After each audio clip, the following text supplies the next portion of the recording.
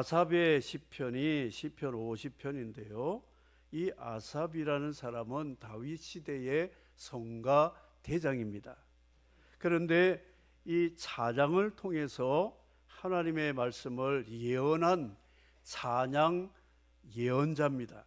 그냥 음악적인 찬양 대장이 아니라 찬양을 통해서 하나님의 말씀을 전하는 찬양 예언자였다는 것입니다. 시편 50편에는 아삽이 네 가지 주제를 가지고 말씀을 찬양으로 바꾸고 있습니다. 첫째로는 하나님이 누구신지 이 하나님을 찬양의 대상자를 소개합니다. 찬양할 성도의 정의, 성도는 누구냐? 그리고 찬양과 감사가 없는 악인의 정의를 내리고 있습니다. 그리고 하나님이 받으시는 참된 제사, 예배, 찬양에 대해서 정의를 내리고 있어서 이 50편은 감사를 통해서 하나님께 영광 돌리는 참 감사에 대한 가이드라인 역할을 하고 있다, 이렇게 볼 수가 있습니다. 첫 번째는 전능하신 여호와 하나님에 대해서 소개를 하고 있습니다.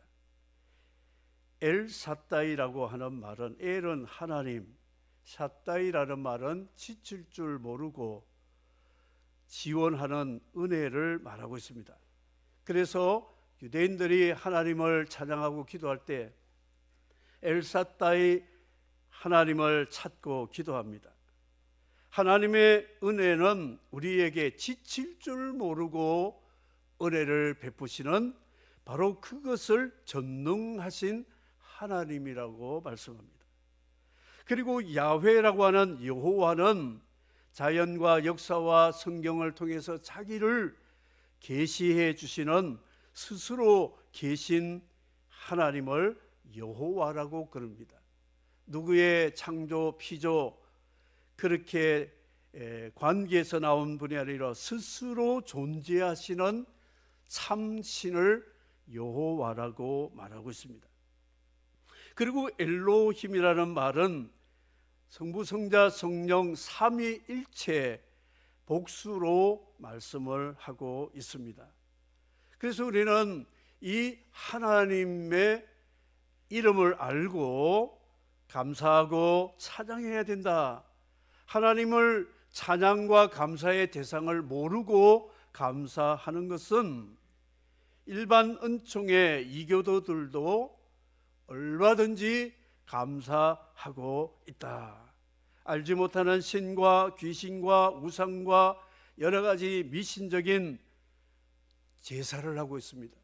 특별히 가을 추수기에는 이교도들이 의식주 오복 차원에서 감사하면서 풍년, 풍어, 태평성대를 노래하면서 알지 못하는 신에게 제물을 바치고 그것으로 흥겹게 축제하는 그런 일은 어느 나라 민족에게도 있습니다.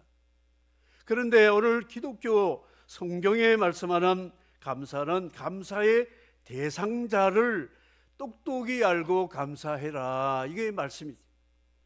엘사다이, 하나님은 우리에게 지칠 줄 모르고 지금까지 은혜 베푸심을 믿으면 아멘 하시기 바랍니다. 어느 부모가 자녀에게 지칠 줄 모르고 사랑과 은혜를 베풉니까? 아이들이 와서 지난주 와서 손 벌려가지고 도움을 줬는데 이번 주도 또 왔어요. 다음 주도 또 올 겁니다. 그래서 한 달에 몇 번씩 와서 도움을 달라 그러면 부모의 마음이 별로 기뻐하지 않습니다. 언제까지 내가 이 자식을 지켜줘야 되고 보호해줘야 되느냐, 그런 마음이 있는 것이 사실이죠. 그런데 엘사다이 전능하신 하나님은 지칠 줄 모른다. 지난주에 셀 수 없는 은혜를 다윗에게 베풀어서 그걸 깨달은 다윗이 셀 수 없는 감사를 드린 것처럼 우리 엘사다이 하나님의 지칠 줄 모르는 지원하는 그 은혜를 받았으면 우리도 지치지 않고 하나님 앞에 감사할 수 있기를 주의 이름으로 축복합니다. 아버지 이름도 부르고요, 아빠, 빠빠, 아버님, 어르신, 부친, 호칭들이 많이 있는데 그 호칭에 대해서 그 휘를 느낄 수가 있습니다. 기도할 때 아버지 하면 이 마음속에 뭔가 지금 좀 단식스러운 것 가지고 아버지께 호소하는, 그리고 기쁘고 즐거운 일이 있을 때 아버지 막 이렇게 하듯이 하늘에 계신 우리 아버지, 하나님이 우리에게 아버지를 호칭하는 이름을 가르쳐 주셨는데 그 아버지를 부를 때에 엘사다이를 한번 생각해 보시라고요. 야훼 하나님을 한번 생각해 보시라고요. 엘로힘 하나님을 생각해 보시라고요. 성부 하나님이 나를 택하시고 성자 예수님 나를 위하여 구속하시고 그 구속을 성령이 우리에게 믿음을 주셔서 내 것으로 만들어 주시는 성삼위 하나님의 은혜를 생각할 때, 아빠 아버지 부를 때에 우리의 고백이 하나님의 마음을 움직일 수가 있습니다. 하나님은 다른 것 원치 않습니다. 우리가 진심으로 참으로 하나님 아버지를 부르고 그 아버지의 지칠 줄 모르는 은혜를 감사하는 그 마음을 예배라고 하고 감사라고 말할 수가 있습니다. 하나님은 해 돋는 데부터 해 지는 데까지 세상의 모든 성도를 부르는 자다, 이렇게 말씀을 하고 있습니다. 1절에 그렇게 말씀하고 있습니다. 전능하신 이요 여호와 하나님께서 말씀하사 해 돋는 데서부터 지는 데까지 세상을 부르셨도다 그랬습니다. 하나님은 우리를 동서남북에 흩어져 있는 우리를 하나님이 만사전에 선택해서 때가 되면 우리를 불러서 하나님의 자녀들이 모여 예배 감사하는 에클레시아라는 교회에 나와서 하나님을 알고 주님의 은혜를 감사하고 성령의 인도로 성도답게 살아갈 수 있는 이 구속의 은혜를 전능하신 하나님에 대한 감사의 정리를 우리에게 말씀하고 있다는 것이죠. 사랑하는 성도 여러분, 교회에 대한 감사를 하고 있습니까? 교회에 대해서 원망은 많이 하고 있죠. 교회 갔더니 오늘 뭐가 어떻고 불평하는 일은 많지만 오늘 우리 재건성교회 왔더니 너무 좋아, 너무 감사해. 나를 교회로 불러서 하나님의 권속이 되게 한 거 너무 감사해. 감사하시기를 주의 이름으로 축복합니다. 성도의 정의는 뭐냐? 하나님의 부름받은 자들이 하나님과 제사로 언약을 맺은 사람이라고 5절에 말씀을 하고 있습니다. 이르시되 나의 성도들을 내 앞에 모으라. 그들은 제사로 나와 언약한 이들이니라 하시고 그랬습니다. 성도는 하나님이 불러가지고 예배로, 제사라는 예배로 언약을 맺은 사람이다. 이게 성도라고 말하고 있습니다. 제사라는 말은 구속을 말하고 있어요. 내 대신에 양이 죽고 희생을 해서 내 죄를 용서받고 탕감받아서 하나님 앞에 나는 죄 없는 의인이 되어서 믿음으로 하나님과 부자 관계, 하나님의 신민, 왕과 백성이 되는 그런 관계를 맺은 사람을 성도라고 말하고 있습니다. 다시 말하면 복음을 믿음으로, 복음의 핵심인 예수 그리스도 십자가의 구속을 믿음으로 하나님은 우리 하나님, 우리는 하나님의 자녀된 복음의 언약을 맺은 사람을 성도라고 말하고 있습니다. 교회에 출석하는 사람이 아니라 하나님과 제사로 언약을 맺은 사람이 성도라고 정의를 내리고 있습니다. 사랑하는 성도 여러분, 예수 그리스도를 믿음으로 하나님과 언약을 맺은 성도이면 아멘 하시기 바랍니다. 세 번째 악인의 정의는 뭐냐 하면 16절에 보니까 이 악인들은 이렇게 말하고 있어요.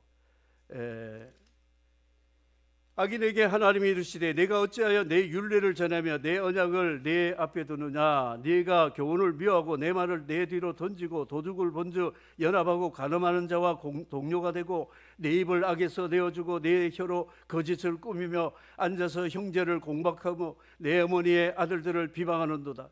내가 일을 하고도 내가 잠잠하였더니 네가 나를 너와 같은 줄 생각하던도다. 이 악인은 뭐냐?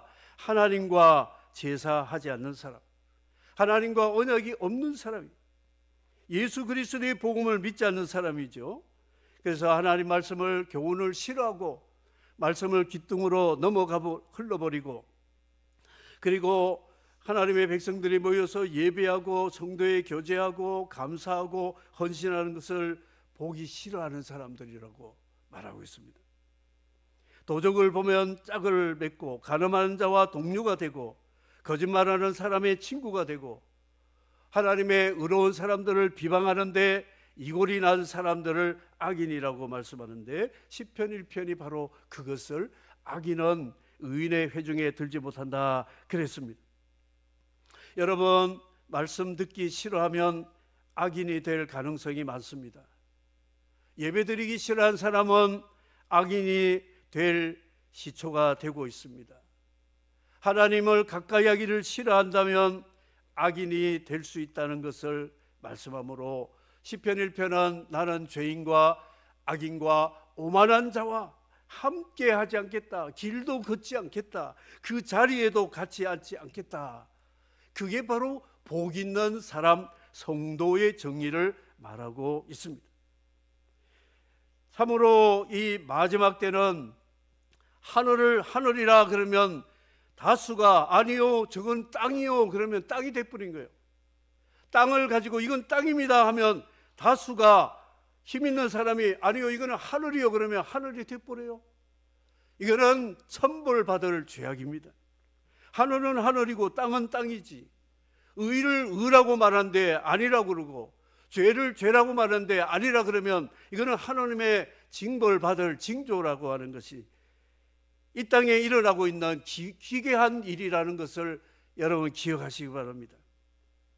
하나님의 말씀 듣기 싫어합니다. 한 귀로 흘러버리고 말씀을 실천하지 않습니다. 교회에 나온 에클레시아의 지체들을 서로 시기 질투하고 싫어하고 등 돌리고 이러면 악인이 될 수 있다. 이것을 말씀함으로 악인의 정의, 이 악인의 감사, 예배, 기도, 봉사, 하나님은 너 안 받는다. 난 너 같은 줄 아냐. 너 마음대로 죄를 짓고 너희들이 생각하는 우상에게 가서 제물만 갖다 주면 그 제물을 받은 우상이 미소를 짓고 그러냐. 나는 그런 하나님이 아니다. 그런 신이 아니다. 우상이 아니다. 말씀하고 있습니다. 제사의 정의를 말씀합니다. 너의 번제가 항상 내 앞에 서서 제물 때문에 너를 책망하지 않겠다. 8절에 말씀하고 있습니다. 번제, 하나님 앞에 나를 대신해서 누군가 희생한 것, 담보물 때문에 나는 지금 아무것도 없어요. 그런데 누가 보증을 서서 담보를 잡혀 놓으니까 은행에서 거액을 대출해 줘서 집을 사고 부동산을 사고 하는 담보물이 바로 번제물이라고 말하는 것이에요. 예수님이 우리의 죄를 대신하여 자신의 몸을 담보물로, 자신의 생명을 담보물로 하나님 앞에 드림으로 하나님이 그 담보물 때문에 우리를 의인으로 만들고 하나님의 자녀로 만들어 하나님 나라를 상속받는 상속자가 되었음을 믿으시면 아멘 하시기 바랍니다. 예배가 무엇인가? 나를 위한 담보물이신 예수님의 그 공로와 희생과 사랑과 지칠 줄 모르는 그 은혜를 감사해서 하나님 앞에 나와서 감사하고 겸손히 머리를 숙이며 하나님의 뜻에 따르고자 하는 순종하는 온유의 마음을 가지고 하나님 앞에 나오는 것을 예배라고, 제사라고, 감사라고 말하고 있다는 것이죠. 제사의 정의는 그 번제물이 항상 하나님 앞에 있어서 나는 이것 본다, 나는 너를 보지 않고 이것 본단다. 예수님의 그 의 때문에 너를 예수 그리스도와 함께한 자로 받아들이기 때문에 너를 책망하지 않는다, 꾸짖지 않는다, 죄값을 물지 않는다. 그리고 너는 예수 이름으로 때를 따라 돕는 은혜를 얻기 위해서 은혜의 보좌 앞에 담대히 나와서 기도하면 들어줄 것이고 예배하면 하나님의 영광을 받으실 것이다. 이거를 히브리서에 말씀하고 있습니다. 사랑하는 성도들은 우리가 예배 드리는 것이 이 보통 은혜와 축복이 아닌데 예배를 소홀히 하지 마십시오. 우리 예배는 목숨보다 귀한 것입니다. 우리 예배는 영원한 생명과 연관되어 있습니다.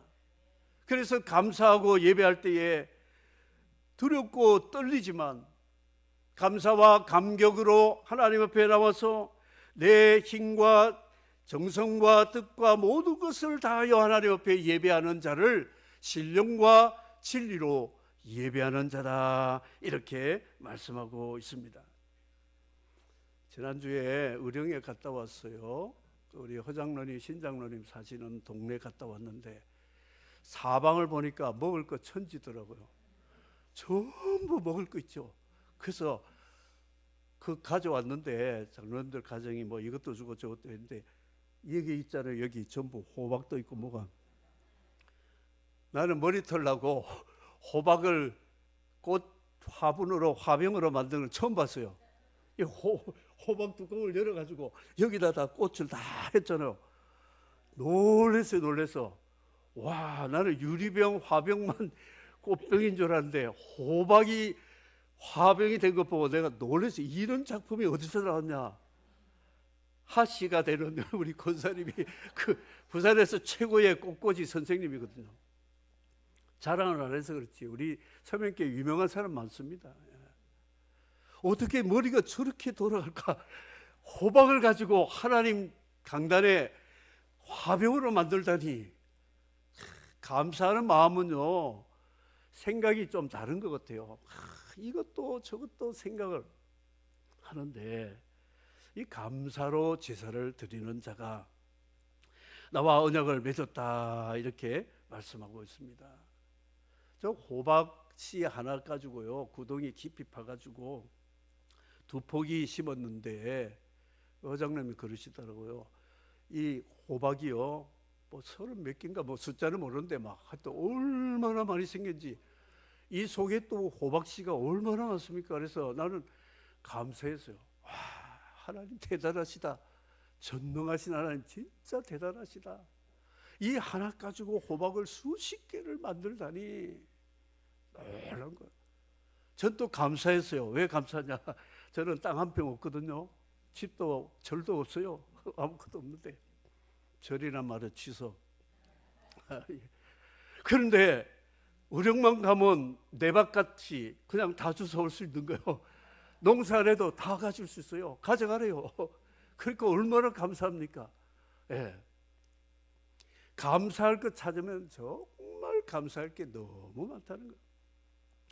14절에 보니까 하나님이 내가 네 집에서 수소, 순점소, 살림의 짐승, 무산의 가축, 산의 새, 들의 들짐승 다 내 것인데 가령 내가 주려도 굶주려도 내게 찾아와서 뭘 달라고 하지 않을 테니 세계의 모든 것이 충만한 것이 다 내 것이다. 하나님이 말씀하세요. 하나님이 돈이 없어 감사줄 지나라고 한 줄 아세요? 하나님 돈 많습니다. 하나님 없는 게 없습니다. 그래서 우리는 감사한다는 게 전부 하나님 것 가지고 그냥 내 이름으로 생색 한번 내는 것뿐이지 그것조차도 다 하나님의 것이라는 것이죠. 그러므로 감사, 참된 감사는 뭐냐? 제사, 감사의 예배라고 말씀하고 있습니다. 번제의 제물이신 예수 이름으로 믿음을 가지고 감사하면 지존자이신 하나님이 내 기도 소원 감사를 받으시고 환난 날에 나를 부르면 내가 너를 건져 영화롭게 하리로다. 시편 50편은 유명한 구절이 있습니다. 아삽은 대단한 영감을 가진 사람입니다. 참 감사.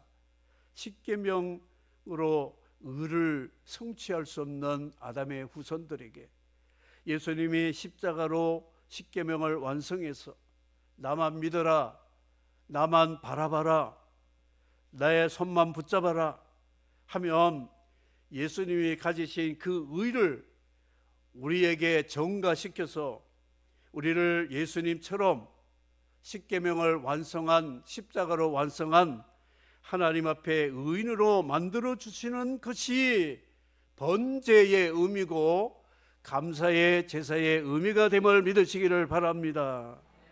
우리는 예수님 때문에 공짜로 살고 있어요. 은혜로 살고 있습니다. 공짜로 구원받았어요. 공짜로 우리는 천국 가게 되었습니다. 그러니 우리는 감사 말고 할 일이 무엇이겠습니까? 저희 집사람 사모님이 지지난 주인가 여보 내가 당신한테 꼭 할 말이 있는데 생각이 잘 안 난대요. 그래서 잘 생각해 보라고 그랬더니 이 생각이 안 난다 그래서 제가 이런 말을 했어요. 여보 당신이 남편한테 할 말이라고는 사랑한다 그 말밖에 할 말이 뭐 있냐고요. 사랑한다 말 좀 해봐라 그랬더니 그 말이 맞네. 예, 뭘 할 말이 뭐 있겠어요. 사랑한다 그 말밖에 할 말이 없는 거예요. 성도 여러분, 성도들에게 할 말이 뭐가 있겠습니까? 저는 여러분에게 할 말이 많아도요 안 합니다. 안 하고 뭘 하느냐? 예수님의 이름으로 우리 재건서명교회 성도 여러분을 진심으로 사랑합니다 이 말밖에 할 말이 없어요. 여러분들은 저한테 무슨 할 말이 많겠습니까? 말씀해 보세요. 아멘. 그 말밖에 뭐 할 말이 뭐가 있겠습니까? 서로 성도끼리 사랑해 하면요 마음에 꽁하던 게 싹 풀어지고 정말 나도 사랑하고 싶어 이렇게 된다는 것이죠. 히브리서 11장에 보면 믿음장에 감사하는 사람의 인물들이 쫙 파노라마처럼 펼치는데 아벨의 감사 번제드리며 감사했고요.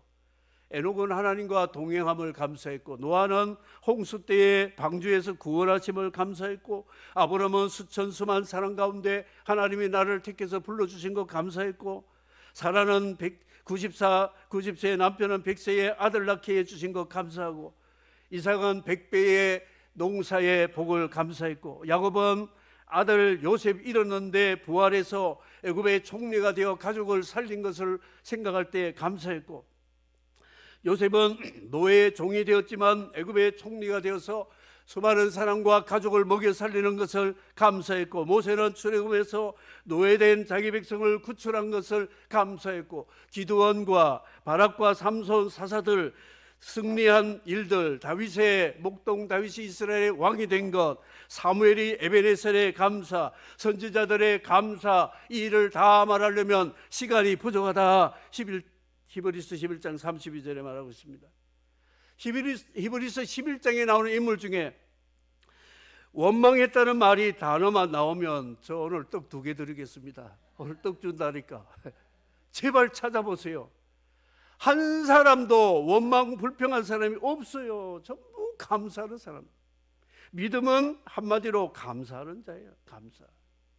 그래서 로마서 8장에 하나님의 자녀 상속자는 영광과 함께 고난도 함께 받아야 된다. 그런데 그 영광은 고난과 좋게 비교할 수 없도다 말씀하고 있습니다.